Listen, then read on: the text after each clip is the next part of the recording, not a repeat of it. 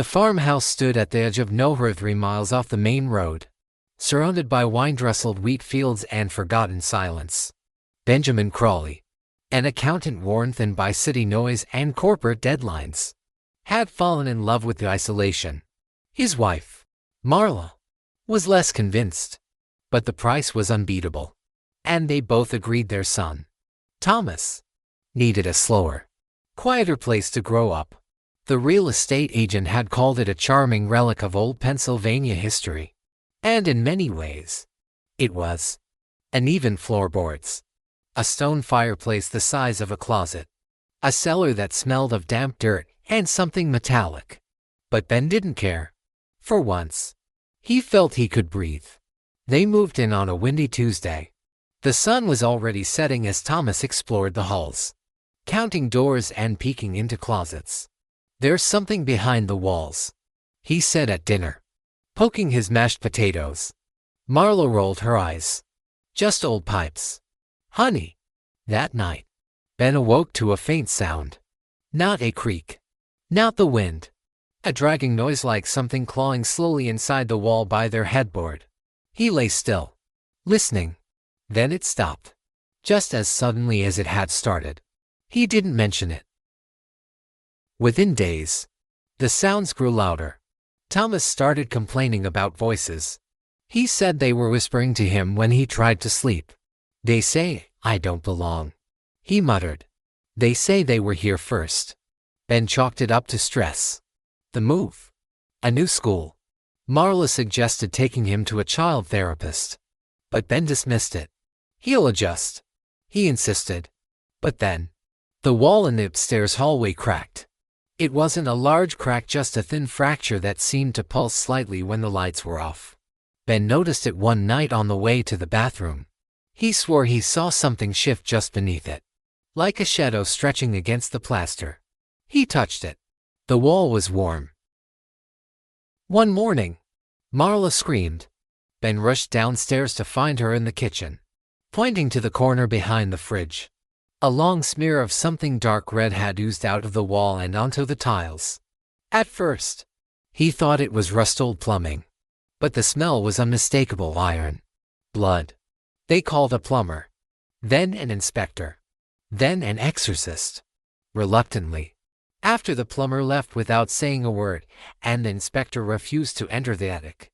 "Some houses keep memories," the old priest whispered, running fingers along the faded wallpaper.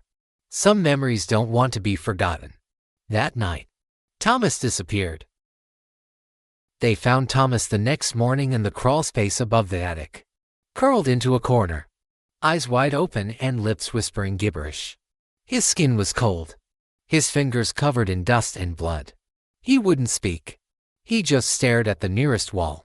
Ben carried him down, shaking. Marla sobbed the entire time. When they asked what had happened, Thomas finally muttered, "She showed me where she lives. Inside, where the air doesn't move." They didn't know what to do. The priest returned, this time with tools and salt and Latin prayers. He worked all night, walking the house, drawing symbols. He nailed mirrors to door frames. At dawn, he stood in the center of the living room and said one final thing: "It's not the house that's cursed. It's the walls." The house was built around her. Then he left. That night, the walls came alive. The floor groaned under invisible steps. Paint peeled in strips like dead skin. Voices rose into a chorus of pleading and rage. A low hum filled every room, like a hive. The temperature dropped to freezing. In the basement, Ben discovered a sealed door they had never opened before. Behind it was a narrow corridor lined with claw marks. At the end, a small, hollow room. No windows, no light, just a chair and bones. Hundreds of bones. Ben turned to run, but the door had closed behind him. Whispering filled his ears. Then screams. He felt something crawl across his back, up his neck, breath against his ear. Marla found him hours later, standing in the kitchen, soaked in blood, whispering to the wall. They never left the house after that. Not really. The neighbors say you can still hear scratching if you walk by after dark. And sometimes, the house groans like it's breathing, waiting, listening, because she's still there. And she's not alone. 3 years later, the Crawley farmhouse was listed again quietly. With no open house. No one spoke of what had happened to the family. Locals said they moved, though no moving truck was ever seen. Others claimed they were still inside. Detective Alicia Mercer had only recently transferred to the county. She didn't believe in ghost stories, but she believed in missing persons, and the Crawleys were still officially unaccounted for. She took the case herself. The house was purchased by a man from out of state, a historian named Simon Fielding. Fascinated by the haunted architecture of rural America, Alicia visited him a week after he moved in. He looked pale.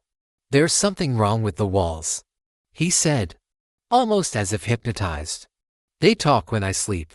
She thought he was just eccentric. But when she entered the house, her instinct screamed. The air was thick, heavy. The floor groaned beneath her feet. She placed her hand on the hallway wall. It was warm. Alicia returned that night with a warrant. The sheriff refused to come along. "We don't go there anymore," he said. Inside, the house had changed. The wallpaper had peeled away on its own. Nails bent outward from the frames. Every mirror was shattered. Alicia walked cautiously, recording with her body cam. Downstairs, she found Simon in the basement sitting motionless, facing the far wall, whispering. She reached for him. He turned slowly, eyes wide and full of something ancient. "She's awake now," he whispered. The wall behind him pulsed, then split open. Hands gray, thin, fingerless merged. Not human. Not anymore. The camera fell. The footage ends in static. Authorities never recovered Alicia. Only her badge, fused into the floorboards. The house was sealed again. But online forums soon picked up a new mystery. Anyone who visits the property reports the same sound scratching in the walls, and a whisper that calls your name. The state condemned the property, but rumors say people still sneak in. Urban explorers, TikTok ghost hunters. Not many make it out. They say the house isn't haunted.